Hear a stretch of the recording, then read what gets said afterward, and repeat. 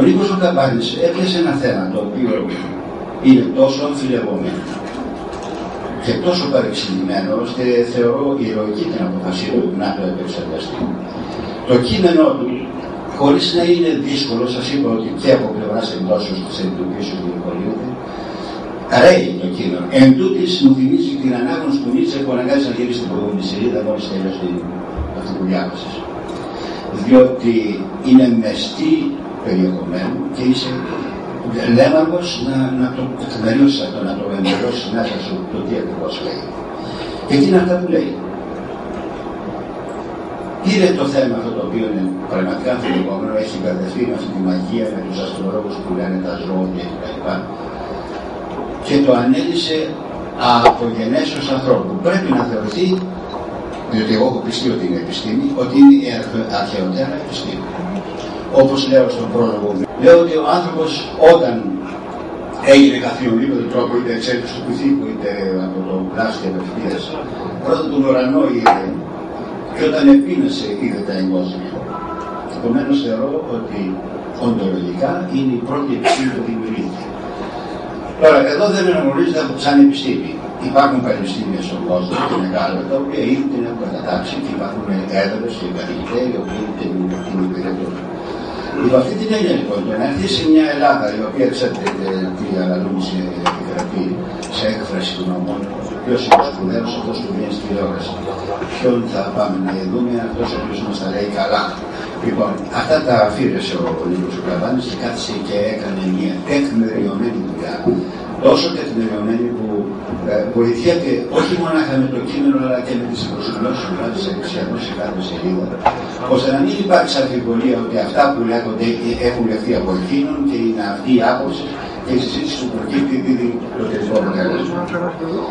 Έφτασε στο σημείο να ανατρέξει και στους αρχαίους συγγραφείς. Υπάρχει η γνωστή διαμάχη με τον Λουκιανό και τον Σέξτο, τον εμπειρικό, που παραθέτει τις αντιθέσεις τους κατά τέτοιο τρόπο, ώστε το τελικό αποτέλεσμα είναι αυτό, ότι η επιστήμη αυτή ήταν τόσο σπουδαία, ώστε αυτοί οι σπουδαίοι συγγραφείς της ελληνιστικής, της ύστερης ελληνιστικής περίοδου, ασχολήθηκαν και συνεκρούσαν σε διάλογο, που ήταν το χαρακτηριστικό των Ελλήνων να διαλέγονται και να βγάλουν συμπεράσματα. Επομένως, ξεκινάει από εκεί την τεκμηρίωση του, την οποία την έχει σεβαστεί πάρα πολύ. Άγγιξε και τα θρησκευτικά, δηλαδή την Ορθοδοξία και την υπόλοιπη θρησκευτική κοινότητα και αντιπαρέθεσε τις γνώμες του Μεγάλου Βασιλείου, του Γρηγορίου, του Μίσης και παίρνει τις θέσεις τους, τις διασταυρώνει με ό,τι άλλο υπάρχει, ας πούμε, από την αρχαιότητα και από την εμπειρία του και από τους άλλους λόγους και βγαίνει ένα συμπέρασμα τελικά ποιο είναι αληθινό και όχι. Μου έκανε πολύ μεγάλη εντύπωση ότι εστιάστηκε σε κάποιο σημείο του βιβλίου για το άστρο της Βιθλέμ. Για το αστρολογία. Και οι μάγοι, οι αστρολόγοι της εποχής εκείνης λεγόντουσαν μάγοι. Δεν είχε την έννοια της σημερινή η λέξη. Εθωρούνται σπουδαίοι, καταλαβαίνουν διαπρεπείς επιστήμονες, τέλος πάντων που είναι τις κοινωνίες.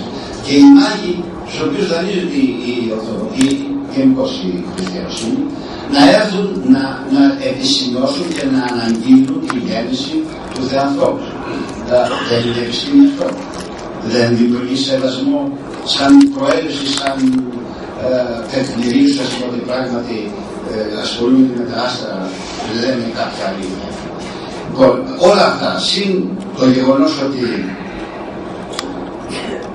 οι απόψεις των προσοκρατικών και των μετασοκρατικών φιλοσόφων κατατείνουν ίσως να αποδεχθούν την αστρολογία σαν επιστήμη.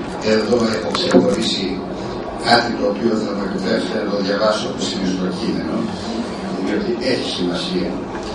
Λέει, οι αστέρες είναι το βιβλίο του Καμπάνη. Δεν καθορίζουν τις τύχες των ανθρώπων.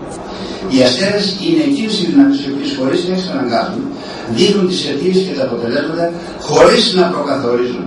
Προτρέπουν στην επίκλωση των θεμελιωδών αρχών και διέπουν την εξέλιξη. Χωρίς να προδιαγράφουν γίνονται οι χάρτες και η διατραπή διαμέσου των οποίων απαραίτηται η ψυχή αποστάται από την ύλη, όπως η φλόξη του ξύλου, το οποίο κατατρώγει κατά την έκφραση του Θείου Ορφέως, όπως οι δυνάμεις του σύμπαντος καθορίζουν. Και από όλη αυτή την ιστορία που πραγματικά με ευρύθεια ασχολήθηκα και σε το λέω δεν μου μείνουν πολλά πράγματα. Πρέπει να ξαναδιαβάσω και μια και 2-3 φορές για να εμβαθύνω στα νοήματα του Νίκου του Καβάνη. Δανείζονται αυτός, όπως και εγώ και τον πρόλογο μου, την άποψη του Καρλ Γιάνγκ. Διότι, εντάξει, πώς είναι επιστήμη αυτή, δηλαδή πώς αφορά τον άνθρωπο. Πώς συνδυάζω με την κίνηση των αστέρων, τη συγκυρία, όταν κινήθηκε στην Πιέγα, για να σου δώσω εδώ ένα συντάγμα με επιστημονική βάση, όχι με αναγκαία.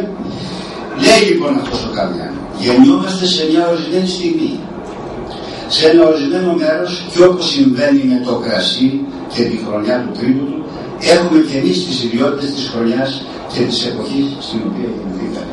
Κάνω λοιπόν την πρόβλεψη ότι αυτό το βιβλίο θα είναι αφορμή να γίνει αποδεκτή η επιστήμη αυτή και έχουμε κάποιο από τα πανεπιστήμια να δεχθεί το ερέθισμα και αν μαντέψετε ποιος θα είναι ο επόμενος καθηγητής αυτής της επιστήμης. Ευχαριστώ.